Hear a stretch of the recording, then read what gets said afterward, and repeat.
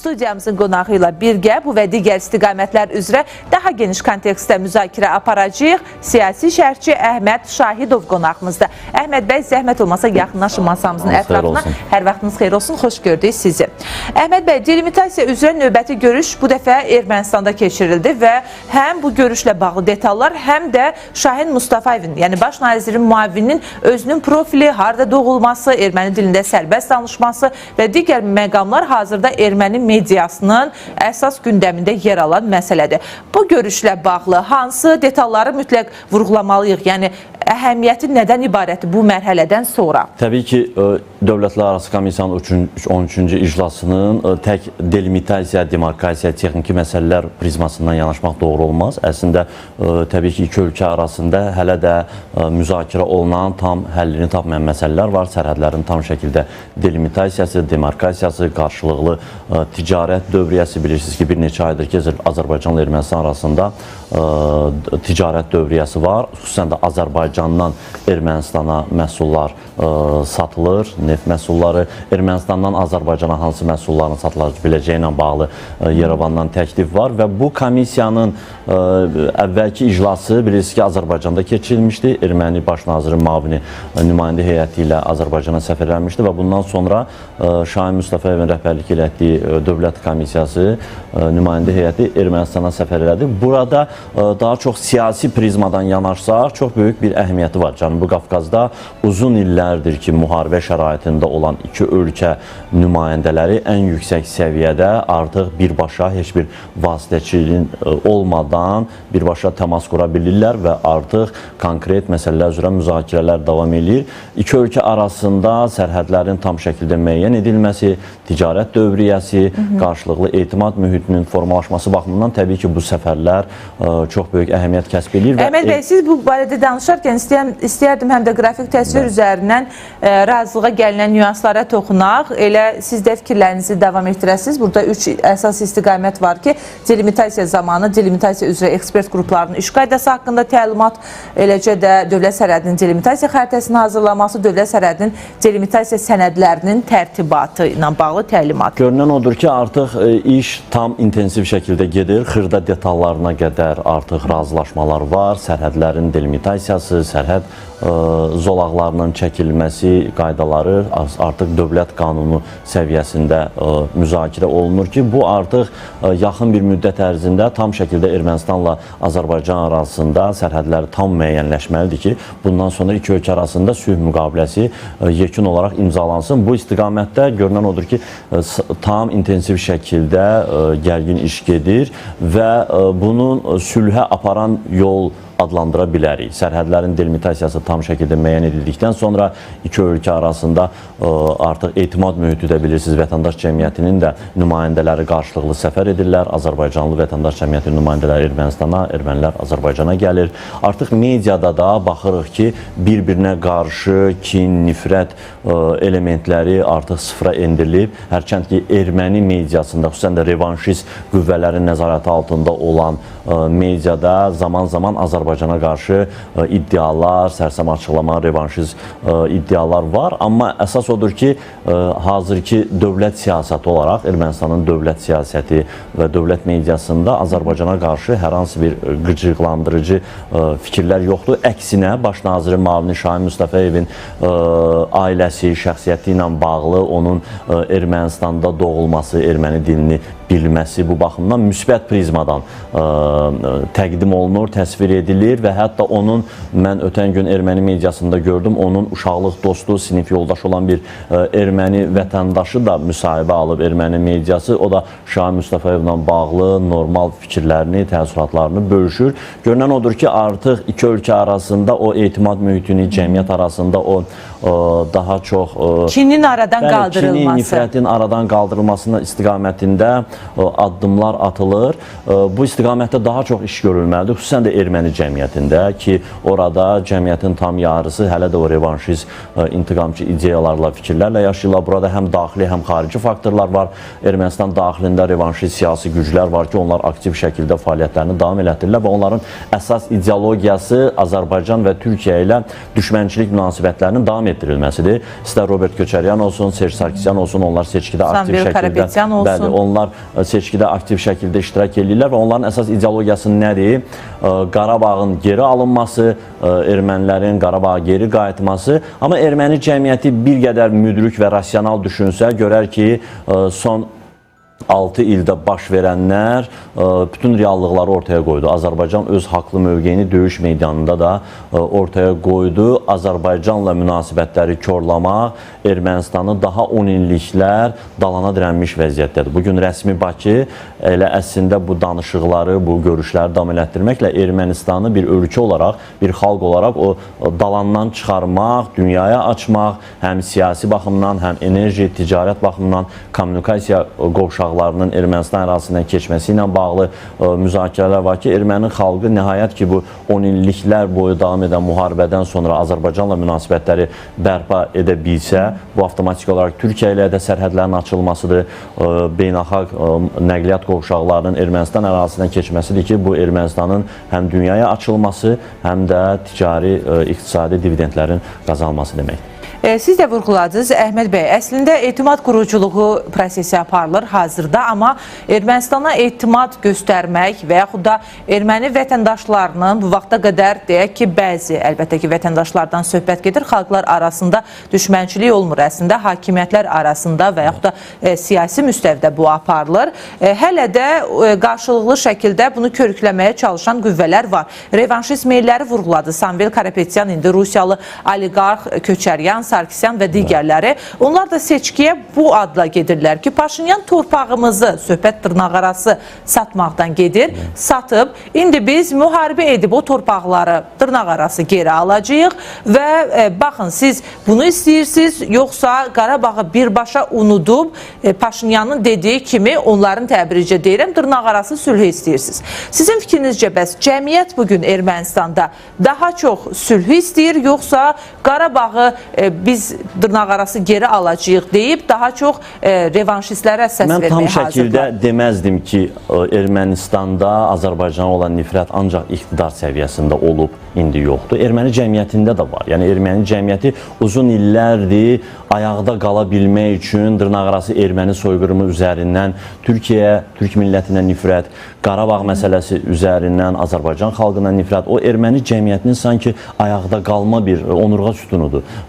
Qonşularına demək olar ki, Azərbaycana, Türkiyəyə nifrət. Yəni, bugün erməni cəmiyyətində təbii ki, Azərbaycana qarşı bir müəyyən hissəsinin nifrəti var. Bu, zaman-zaman müəyyən reallıqları görüb 2020-ci il müharibəsi, 2023-cü il antiterror əməliyyatları və bütün dünyada baş verənlər, geosiyasi vəziyyət, Rusiyanın müharibə zamanı atdığı addımlar, ən yaxın tərəfdaşları olan Fransanın, İranın atmalı olduğunu gözlədikləri, amma ata bilmədiyi addımlar onları bir daha düşünməyə vadar edir. Amma mən düşünmürəm ki, bu Azərbaycana olan münasibət dəyişdikcə bu tam şəkildə Azərbaycanla dostlaşa biləcəklər, mehriban qonşuluq. Bu, əgər elə yaxın yüzilliklərin tarixinə nəzər salsaq, bu erməni cəmiyyətində, erməni mahiyyətində var. Yəni, nələrsə zəbt eləmək, xüsusən də Azərbaycana qarşı, bu heç vaxt bitməyəcək. Biz heç bir halda təbii ki, olanları, keçmişimizi unutmamalıyıq. Xocalı soyqırımı olsun, Ağdaban faciəsi,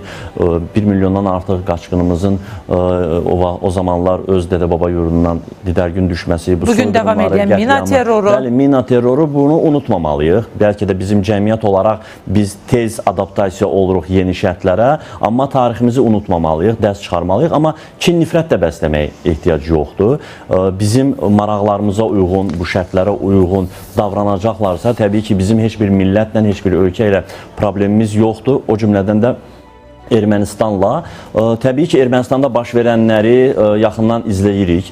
Ermənistanda iyunda keçiriləcək seçkilərdə vəziyyət necə dəyişə bilər? Çünki iki seçim var. Həqiqətən də Nikol Paşinyanla sülhə davam və ya revanşist güclərlə yeni bir müharibə. Bunu təkcə biz demirik. Elə baş nazir Nikol Paşinyan da bildirir ki, əgər seçkilərdə qalib gələ bilməsə onun rəhbərlik elədiyi qüvvələr, sentyabrda Azərbaycanla müharibə qaçılmazdır. Bu əslində erməni cəmiyyətinə bir mesajdır. Və Nikol Paşinyan ən azından bugün Azərbaycanla sülh gündəliyinə sadiq qalmaq üçün əlindən gələni eləyir. Bugün sərhəddə artıq erməni əskərlər tam silahsız, dəmir dəbilqəsiz xidmət göstərirlər. Amma erməni cəmiyyətində, erməni xislətində o var. Xüsusən də erməni diasporası.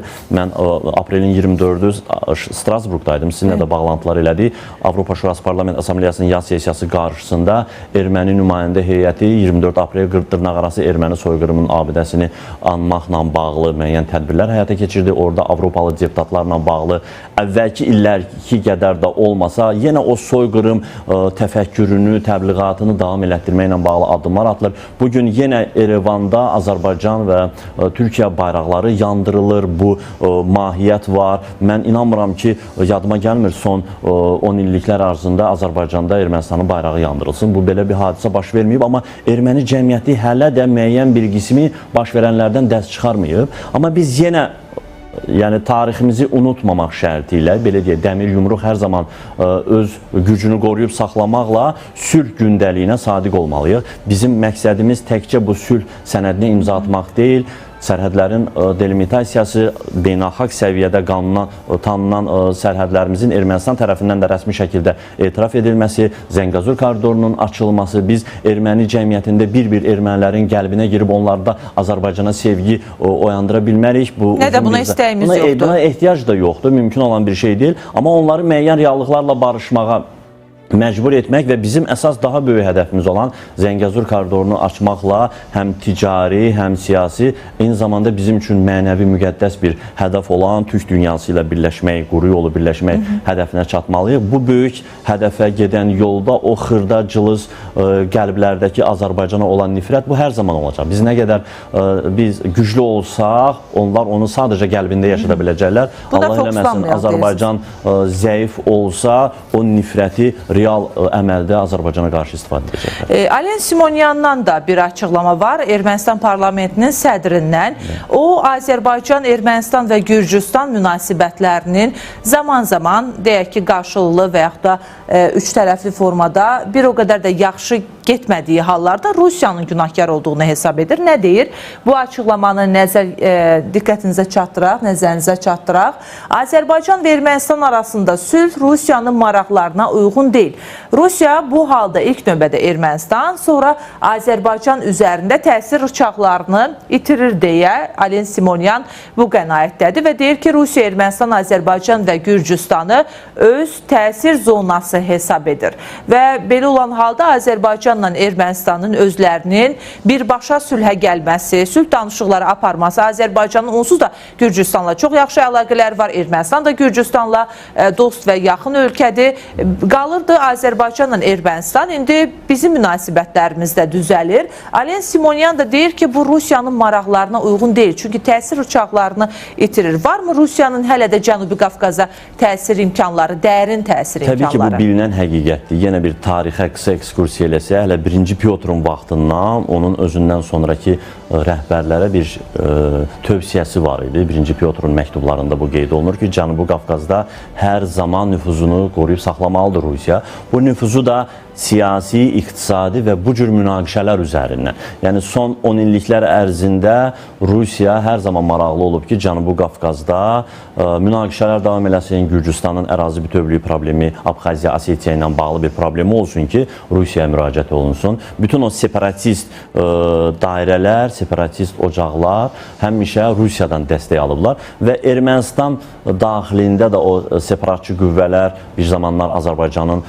Qarabağ bölgəsini ki, işğal altında saxlayırdı. Onlar açıq şəkildə Rusiyadan dəstək alırdılar və bugün də Ermənistan daxilində həmin güclər Rusiyadan siyasi, iqtisadi dəstəyi almaqdadır. Rusiya təbii ki, marağında deyil. Əgər Azərbaycanla Ermənistan arasında elə bu dövlətlərarası komissiya gah Azərbaycanda, gah Ermənistanda heç bir vasitəçi olmadan görüşə bilirsə, razılaşa bilirsə bir Azərbaycanlı ilə bir erməni, artıq burada Rusiyanın vasitəçiliyinə ehtiyac qalmır.